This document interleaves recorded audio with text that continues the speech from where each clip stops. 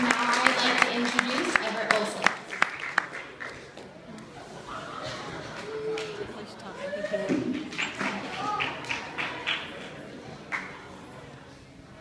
My name is Everett Olson, and I will be doing the poem Ticklish Tom by Shel Silverstein. I chose this poem because I wanted a funny poem, and when I searched funny poems on the internet, this is what I found. So now I will be doing Ticklish Tom by Shel Silverstein. Did you hear about Ticklish Tom? He got tickled by his mom. Wiggled and giggled and fell on the floor, laughed and rolled right out the door. All the way to school, and then he got tickled by his friends. Laughed till he fell off his stool, laughed and rolled right out of school.